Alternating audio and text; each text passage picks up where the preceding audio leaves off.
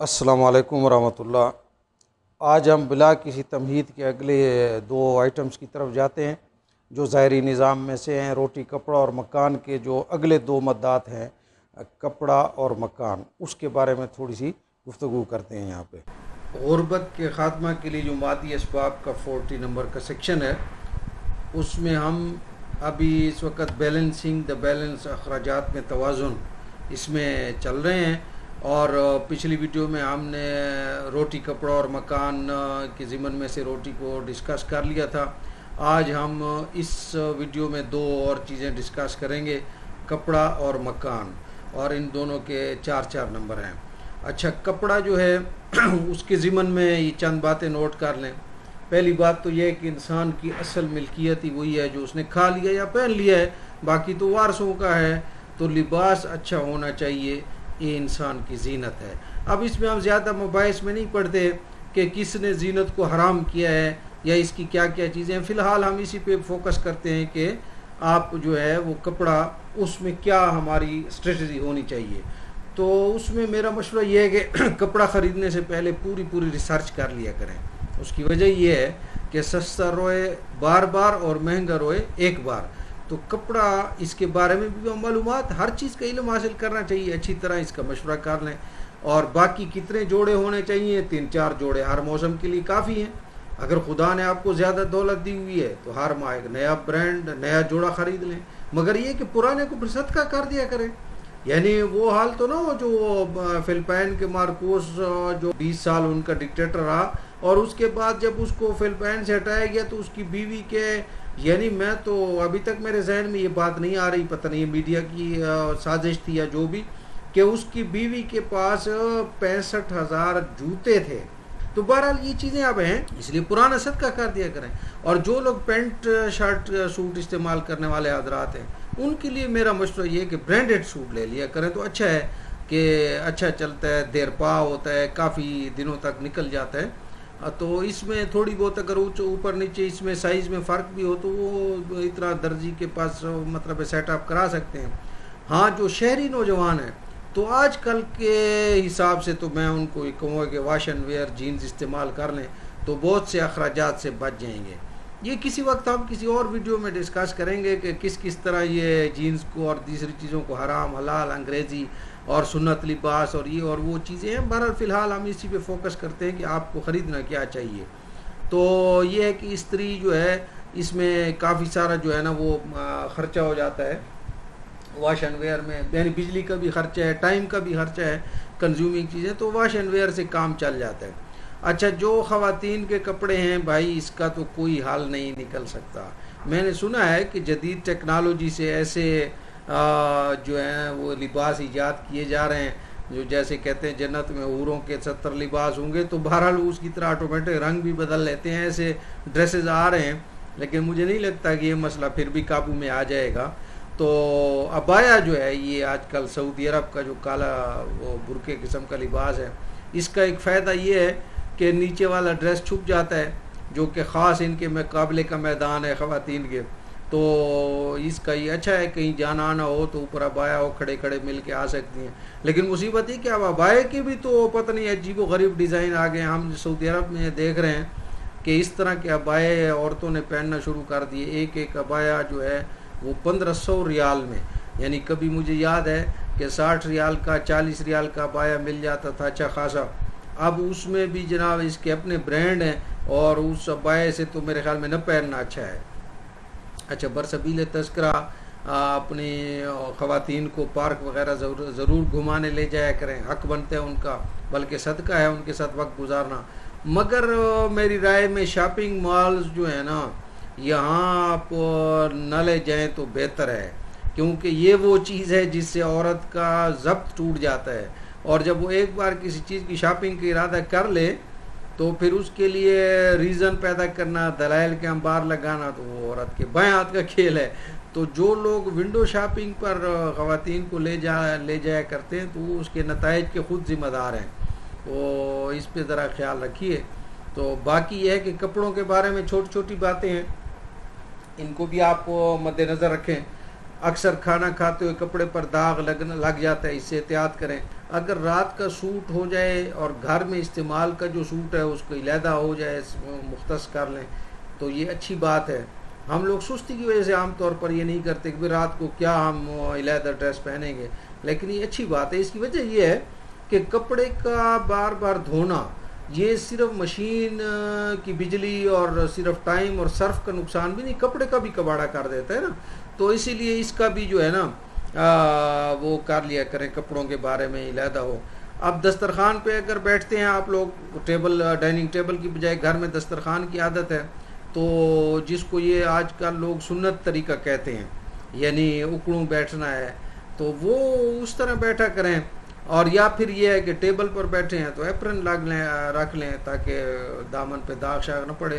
تو یہ بہرحال کپڑوں کے بارے میں اب ڈریسنگ اس کو کہنا چاہیے، اس کے 4 نمبر ہیں۔ اب اس کے بارے میں آپ خود سوچیں کہ 4 نمبر کو آپ نے کیسے پلان کرنا ہے۔ تو سب سے پہلے میرا سوال یہ ہے کہ کیا آپ کپڑوں کو بطور سبجیکٹ پلاننگ میں رکھتے ہیں کہ اس کو سوچ بچار کرتے ہیں، یا بس یہ ایسی چیز ہے آ رہے ہیں کپڑے جا رہے ہیں کپڑے، اس کے بارے میں کبھی سوچا ہی نہیں ہے؟ یعنی اس کے بارے میں نہیں کہہ رہا کلر میچنگ کرتے ہیں، وہ تو خیر ماشاءاللہ ہر ایک کو خیال ہے، کیا اس کو بھی سوچتے ہیں کہ کس کپڑے کو لینے سے میرے ٹائم میں، انرجی میں، اس میں فرق آتا ہے؟ تو اگر آپ یہ سارا کچھ سوچتے ہیں تو 1-2 نمبر اس کے دے دیں۔ اور پھر اگر کپڑوں کا آپ نے یہ کیا ہے کہ بھئی اتنے جوڑے رکھتے ہیں کہ اس میں مطلب ہے کہ زیادہ اسراف آپ نہیں کرتے ہیں، تو پھر اس کے بھی 1-2 نمبر رکھ لیں۔ اور پھر کپڑوں کا یوز آپ کیسے کرتے ہیں؟ رات کے کپڑے علیحدہ ہیں اور کہیں آنے جانے کے کپڑے علیحدہ آپ نے رکھے ہوئے ہیں، تو پھر اس کا بھی، تو یہ آپ اس کے 4 نمبر آپ لگائیں اور اپنے خود ہی نمبر لگا لیں کہ آپ کا کیا پوزیشن ہے اس صورتحال میں، تو بس ٹھیک ہے، پھر آگے جو ہے نا آپ کا وہ کام چلے گا۔ اچھا، اب اگلی بات یہ کہ مکان، یعنی روٹی کپڑا اور مکان میں سے مکان کی ہم بات کر لیتے ہیں نا، تو اس کے بھی ہم نے 4 نمبر رکھے ہیں۔ اب اس کے بارے میں کچھ پوائنٹس یہ ہیں یا ٹپس یہ ہیں۔ پہلی بات یہ کہ وہ آدمی بڑا خوش نصیب ہے جسے 3 چیزیں عطا کی گئی ہیں، یعنی ایک تو وفادار بیوی جس کو ملی ہو، اور دوسرا وطن کی روزی جس کو مل گئی ہو۔ یہ بڑا خوش نصیب آدمی ہے، لوگوں کو پتہ نہیں کیوں شوق ہے باہر جانے کا، بہرحال۔ اور ایک جس کو بڑے صحن والا گھر ملا ہو، یہ بڑا خوش نصیب آدمی ہے۔ اور یہ جو آخری نعمت ہے نا، یہ بڑے صحن والا گھر، یہ تو آج کل دیہات میں ہی ممکن ہے، تو اسی لیے بہتر تو یہ ہے کہ شہر سے باہر رہنے کو ترجیح دیں۔ جن ملکوں میں سیکیورٹی ہے، ہمارے ملک میں بدقسمتی سے جن کے ذمے سیکیورٹی ہے وہ کچھ اور ہی اپنے مشغلے انہوں نے اختیار کیے ہوئے ہیں، اور اپنے لیے پھر انہوں نے علیحدہ کینٹ بنا لیے ہیں اور ڈیفنس بنا لیے ہیں۔ بہرحال جن ملکوں میں سیکیورٹی ہے تو وہاں آپ دیکھیں گے کہ لوگ جو ہے نا وہ باہر رہنے کو پسند کرتے ہیں، یعنی فارم ہاؤسز اپنے بناتے ہیں۔ تو پاکستان میں بھی کاش ایسا ہو جائے کہ بجلی پانی اور ضروریات پوری ہو جائیں، تو شہر میں رہنا، شہر سے باہر رہنا، اس میں اخراجات کی بھی بچت ہے اور صاف ہوا ہوتی ہے، تو صحت کی بھی ضمانت ہے۔ جو بحریہ ٹاؤن وغیرہ ہیں ان میں، اسلام آباد میں ایک گلبرگ گرینز کی جو سوسائٹی ہے، اس میں انہوں نے بڑا اس کو مد نظر رکھا ہے، اچھی لگی ہے مجھے بہرحال۔ اچھا، اب شہر میں بھی اگر رہنا ہو تو پھر میں تو یہ کہوں گا کہ فلیٹ میں رہے۔ اچھا، لوگ فلیٹ میں نہیں رہتے، وہ کہتے ہیں کہ بھئی ہمارے پاس زمین ہماری اپنی ہونی چاہیے، آسمان ہمارا اپنا ہونا چاہیے۔ وہ بھی کوئی گھر ہے جس کی زمین اپنی نہیں ہے اور چھت اپنی نہیں ہے، آسمان اپنا، یہ لوگ باتیں کرتے رہتے ہیں۔ تو اب حیرت اس پر ہوتی ہے کہ لوگ شہر میں 10 مرلے کا گھر بناتے ہیں، اس لیے بناتے ہیں کہ اوپر والی منزل ہم کرائے پر دیں گے۔ بھائی اگر آپ کے پاس پیسہ کم ہے تو یا تو 5 مرلے کا گھر بنا لو، اور اگر آپ نے اوپر بھی کسی فیملی کو کرائے میں رکھنا ہے تو پھر فلیٹ میں رہنے میں کیا حرج ہے، ویسے بھی تو آپ کے اوپر پھر دوسرا بندہ رہ رہا ہے۔ اچھا، چھوٹے شہروں میں عام طور پہ پارک کم ہوتے ہیں، اور خواتین کا باہر نکلنے کا رواج بھی چھوٹے شہروں میں نہیں ہوتا۔ اچھا، وہاں پہ کیا دیکھا ہے کہ کسی کے پاس بڑا گھر ہے تو اس نے اپنے باہر والا جو پورشن ہے، جس کو کہتے ہیں مردانہ پورشن ہے، وہاں پہ انہوں نے بڑا لان بنایا ہوتا ہے۔ اکثر میں نے دیکھا ہے کوٹھیوں میں کہ باہر جو ہے نا 2 کنال کی کوٹھی ہے، آدھے کنال کا باہر لان ہے جس میں مرد بیٹھتے ہیں۔ اب میری تو رائے یہ ہے کہ اگر لان ہی گھر میں بنانا ہے بڑے گھر میں، تو وہ تو پچھلی طرف ہونا چاہیے تھا نا، کیونکہ مردوں کے لیے تو ویسے بھی لان کی ضرورت نہیں، وہ باہر ہی بیٹھے رہتے ہیں، گلی میں بھی بیٹھ جائیں تو کوئی مسئلہ نہیں۔ تو جن کے لیے لان چاہیے تھا، یعنی گھر میں خواتین ہیں وہ بند رہتی ہیں، ان کو آپ نے پیچھے لان دیا نہیں، اور پردے کی وجہ سے اپنے اگلے لان تک بھی وہ نہیں آ سکتی ہیں، تو پھر آپ نے یعنی کیسا یہ ڈیزائن ہے؟ بہرحال کیا کہیں. اگلی اس میں میری یہ گزارش ہوگی کہ پاکستان میں موسم کی شدت ہوتی ہے، سردیاں بھی سخت ہوتی ہیں، گرمیاں بھی سخت ہوتی ہیں، تو اب اس کی وجہ سے بجلی کے اخراجات بھی بہت بڑھ جاتے ہیں، ہیٹر چلائیں یا ایئر کنڈیشن چلائیں. تو اس لیے گھر میں اگر بیسمنٹ ہو تو بڑا بہترین آپشن ہے. شروع کا تھوڑا خرچہ ہے، آپ نیا گھر بنائیں تو پاکستان میں پتہ نہیں کیوں لوگوں کو وہ اس طرف دھیان نہیں جاتا کہ فریم سٹرکچر کھڑا کریں نا بھائی، کالم کھڑے کریں، بیم کھڑے کریں، اور اس کے درمیان میں پھر جب اس طرح کا گھر بنے گا تو درمیان میں کمرے بنانے کے لیے آپ سیمنٹ بورڈ رکھ لیں، ویسے جپسم بورڈ کی پارٹیشن کر لیں، اینٹوں کی بھی آپ دیواریں درمیان میں 4.5 انچ کی رکھ لیں، کیونکہ آپ وہ درمیان والی دیواریں لوڈ بیئرنگ نہیں ہیں، تو آپ مستقبل میں بھی اپنے کمرے چھوٹے بڑے کر سکتے ہیں، کیونکہ سارا گھر تو آپ کا فریم پہ کھڑا ہے. تو اس طرف دھیان دیں. اس کے علاوہ گھر بناتے ہوئے ایک تو پلمبر بہترین ہو، اس کو آپ چیک کریں مارکیٹ میں، چاہے وہ زیادہ پیسے ملے، اور سامان اعلیٰ کوالٹی کا ہو. دیکھیے یہ دو مختلف چیزیں ہیں، مہنگا سامان اور چیز ہوتی ہے، کوالٹی وائز سامان اور چیز ہوتی ہے، یہ دو مختلف چیزیں ہیں. بعض اوقات ایک ہی چھوٹی ٹوٹی ہوتی ہے اور وہ یا ایلبو ہوتی ہے، وہ 15 روپے کی بھی ملتی ہے اور 150 روپے کی بھی ملتی ہے، یہ اس کی کوالٹی کا گریڈ ہے. اور ایک ہوتی ہے کہ مہنگی ہے، اس کی اوپر وہ رنگ شنگ زیادہ ہیں اور سنہری قسم کی ہے، تو وہ 2000 کی آپ نے لے لی. تو کوالٹی کے گریڈ کو دیکھیں کہ وہ صحیح ہو، کیونکہ اگر پلمبنگ آپ نے صحیح نہیں کی ہے اور ڈرینیج کا مسئلہ ہوا تو یہ آپ کی زندگی مشکل بنا دے گا. گھر میں بدبو بھی پھیل جاتی ہے، دوسری چیزیں بھی. اچھا، گھر کا جو فرنیچر ہے اس میں کوشش کریں وزن میں ہلکا ہو اور فولڈیبل قسم کا فرنیچر لے لیا کریں. یہ آئیکیا جو ہے اس کی آپ سائٹ پہ سرچ کریں، آئیکیا، یہ صوفہ کم بیڈ وغیرہ اس میں مل جاتے ہیں. صوفہ بھی بن جاتا ہے، آپ کی بیٹھک میں پڑا ہو وہی صوفہ پھر بیڈ بھی بن جاتا ہے. خود بھی آپ بنا سکتے ہیں، ضروری نہیں کہ آئیکیا کی سائٹ سے ہی مہنگا خریدیں. تو آپ حضرات جو ہے خاص طور پہ نوجوان بھی اس کی کوشش کر سکتے ہیں. یہ آئیکیا کے بارے میں ذرا آپ سرچ تو کریں، یہ کون تھا؟ یہ 1916 میں ایک ترخان کا بیٹا تھا. اس زمانے میں یورپ میں بہت بھاری فرنیچر کا رواج تھا، تو اس نے کہا میں ہلکا فرنیچر بناؤں گا. تو لوگ اس پہ ہنستے تھے کہ ہلکا فرنیچر کون لے گا، وہ تو رواج میں ہی نہیں ہے. آج پوری دنیا میں اس کی وہ موجود ہیں، برانچز موجود ہیں. اینی ہاؤ، یہ پھر دوسری بات دوسری طرف چلی جائے گی. تو 12 گھر کا فرنیچر ہے، اس کے بارے میں سوچیں. اچھا، پینٹ آپ کرا رہے ہیں تو اچھا پینٹ کرانے کا بہت خرچہ ہوتا ہے، تو اس کے لیے میری تو یہ رائے ہوگی کہ مکان سے باہر جو ہے، باہر کی طرف وہ آپ سٹون ٹائلز لگوا لیں، اور اندر آپ اگر ہلکی کوالٹی کا پینٹ کر کے نا آدھی دیوار تک، جہاں بچے عام طور پہ یہ کرتے رہتے ہیں، اپنی پینٹنگ کرتے رہتے ہیں، اس تک اگر شیشہ پلاسٹک اگر آپ لگا دیں تو خوبصورت بھی ہوتا ہے اور اس پہ داغ بھی نہیں آتے اور چمک اس کی اچھی پینٹ والی آتی ہے. بہرحال اس پہ آپ سوچتے جائیں، یہ بھی ایک پروجیکٹ ہے، تو آپ پہ بچت کی اور راہیں کھلیں گی.